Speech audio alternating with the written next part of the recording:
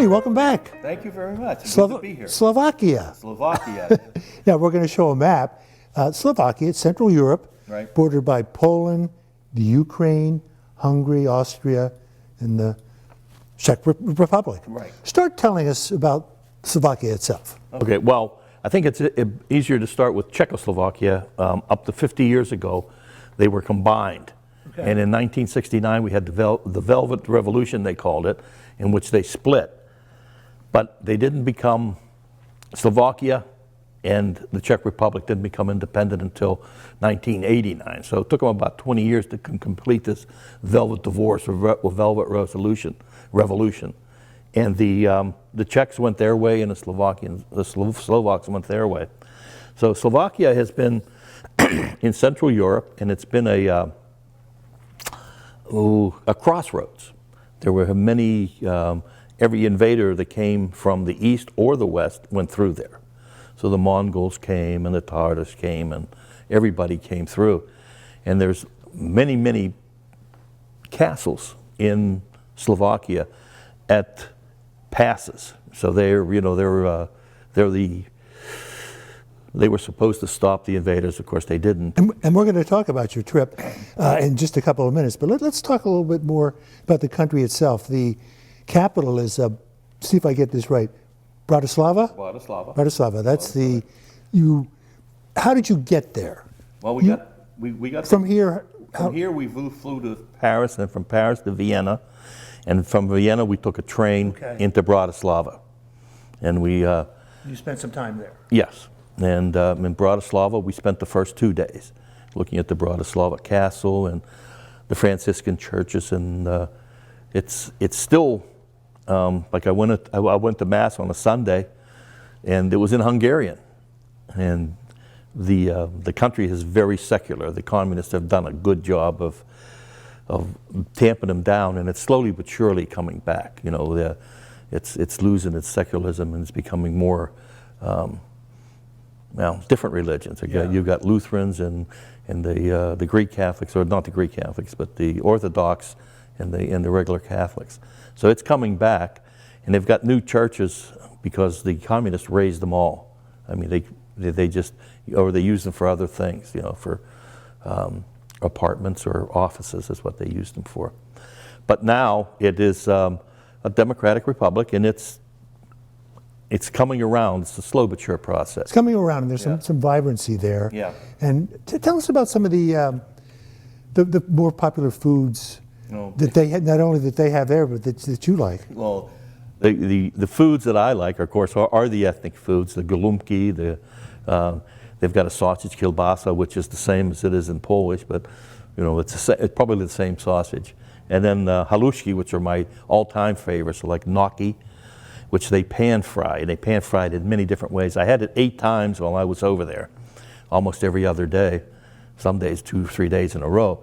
But I wanted to see what the different regions, how they prepared it. So I would try it in the restaurants.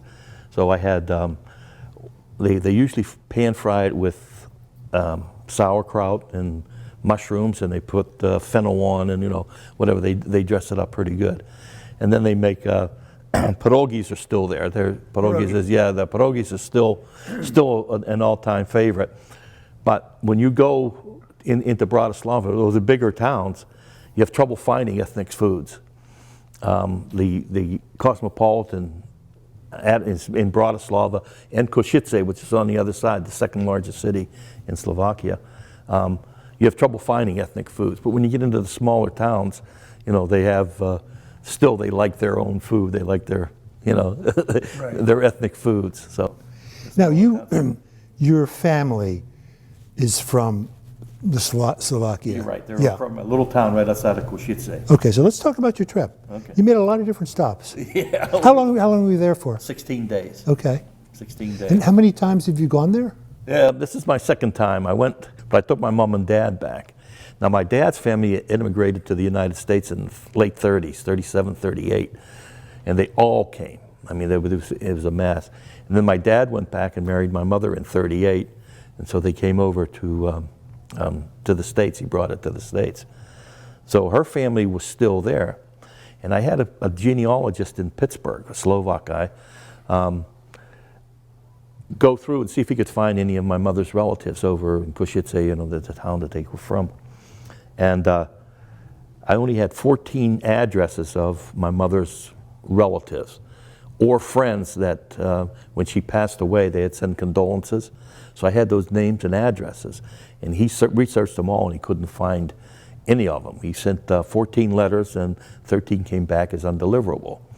Well, when we got over there, the local person who was our guide was very, very resourceful, and he went through the same thing, and he couldn't find anybody, anybody that was a relative of my mother's over there, because the names had probably been changed. But she only had 2 brothers and 2 sisters, so there were only 5 of them. But I don't know. During I know my sister, my aunt died, so one died, and then my uncle was a Slovak Jesuit. He was a priest, and he was persecuted like heck. So he came over to the States in the late '60s. As a matter of fact, when we went over there, my mother paid for him to be smuggled out of Slovakia into Austria, and then over to the States. From the States, he went to Canada because it was a big Slovak Jesuit monastery up in Galt, Ontario, Canada. So, but he went back about 12 years ago, and we corresponded, and he died in 2011 at ripe old age of 93. But he was a celebrity in the town. So when we went there, when we went to this little town, people remembered him, but they said there were no other, no other survivors of the family there. Since he was a priest, he didn't have any progeny. So he was pretty good. He was a celebrity. It's amazing that they remember. Yeah. He was only 10 years ago or whatever, but he had when he had his 60th anniversary as a priest. He went back and he celebrated the Mass in the church that my mom and dad were married in. And it was front page news in the local newspaper. So we were able, the guide that we had was very resourceful. He found the spread. And he also found, and I didn't know that they had done that, is when we were over there, they had visitors from America. But it was only my mom and dad. I don't know, for some reason my picture wasn't there, but there was a picture of them all together, in there. And there was only one of my mother's sisters left there at the time. So I don't know. Okay. Well, let's talk about your trip. I know before we came on the air, you were telling me about for one thing, the hot springs and the spas. Oh, yeah. And then the castle. Right, the castles. And of course, the one of the highlights was the log raft. They had rafts made of logs that when they used to have had the loggers cut the timber down, they would float it down the river, and they would all float. So what they do now is that, as a tourist thing, is they make these log boats, and they look like real logs, but they're not. They're like, they fit into each other. There's a little slot. You put one on top of the other. So they float down for about 2 hours. You float down the river. You get off. What they do is disassemble them, put them on trucks, and take them back up to the little thing there. But there's little castles and the Virgin of the mountain and those kind of things there. So it was a very pleasant trip. And the grandsons of mine had a chance to pole. They pole these down. You see those guys with those sticks when they're bringing them down the river, when they do it in New Hampshire or whatever. Well, they have the same things there. So the kids were able to pole. Tony, you were there for 16 days. Did you both take a train and did you rent a car, or? We rented a car. I mean, we took the train and we had a guide for 14 of the days. So when we took the train to Bratislava, we stayed at a hotel, and the next morning he picked us up, and he was the driver for everywhere we went. Okay. He was a guide. For what he did, I thought it was very inexpensive. I mean, he very knowledgeable, spoke a couple languages, in his mid-30s, had lived in Australia for 10 years and, as a kid and all that kind of thing. So, but very, very knowledgeable. Gave us the historical background and the historical facts of every place we went. And there are 6 UNESCO sites in Slovakia, and we stopped at all 6. UNESCO, well, United Nations heritage sites. So we went there. But initially, when we left from Bratislava, we went to Banská Štiavnica, which is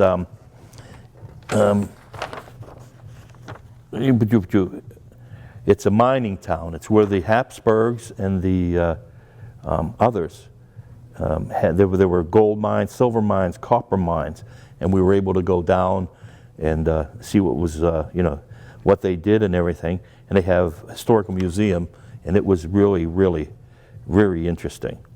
And then from there we went on to Banská Štiavnica, and then we had a wooden church was there. The wooden church. The explanation behind it is that depending on who was in charge of the area, if you were Protestant, you weren't allowed to have Catholic churches unless you met these specific conditions. You could build it out of wood, use no metal, no nothing. And a couple of these churches have survived. And we went, I saw 2 of them, and 2 of them were the UNESCO sites. So then after that, we went on to Lvoka, which is right here, and the world famous Spiš Castle. And the Spiš Castle, it's way up there. It's on a Dolomite hill, it's called, and it's way up there on the hill. And we're close as you can get to it. The parking lot is about an hour away.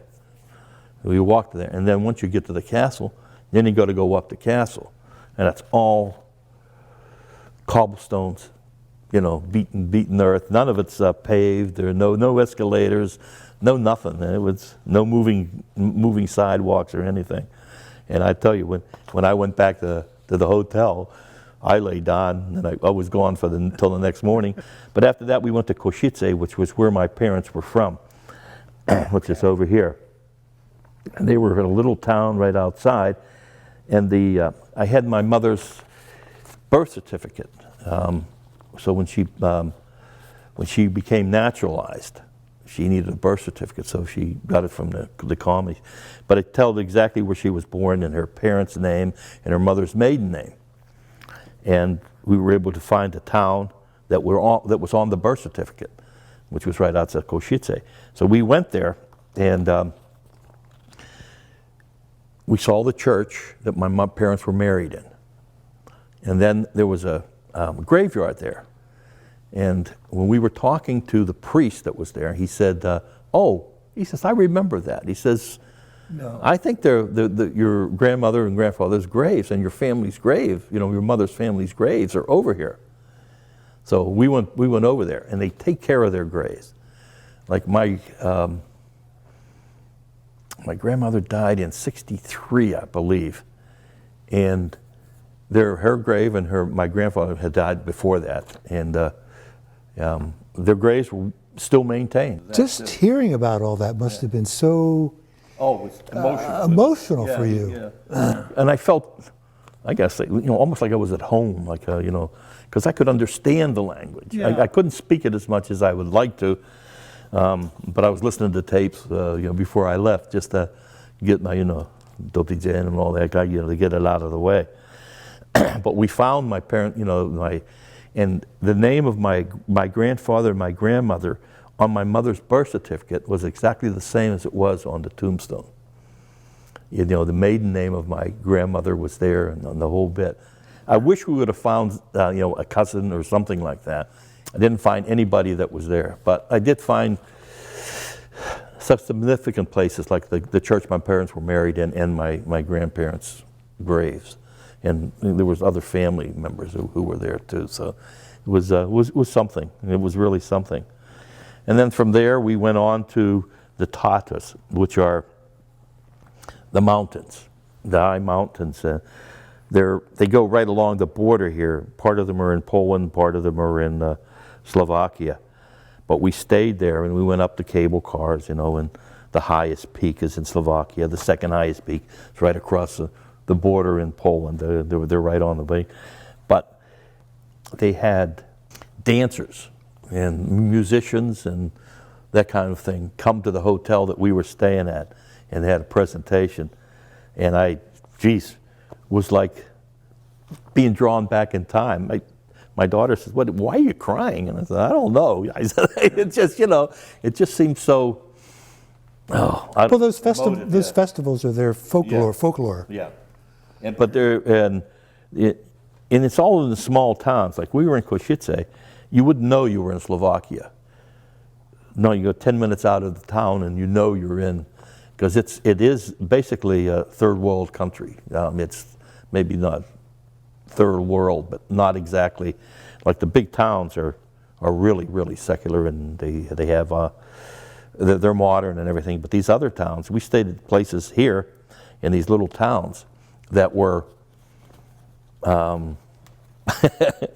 almost like on the Appalachian Trail, the house or the cabins that you stay at, and it was but the food was always great. We had part of the tour was they made the reservations at all the hotels, which I'm sure they got receipts or something for, but they had buffet breakfast at all of them, and like you said, there were so many different sausages and different breakfasts. They've bear claws almost. A type of. We have to stop talking about this. Yeah. I'm getting really hungry. Yeah, but the food was really good.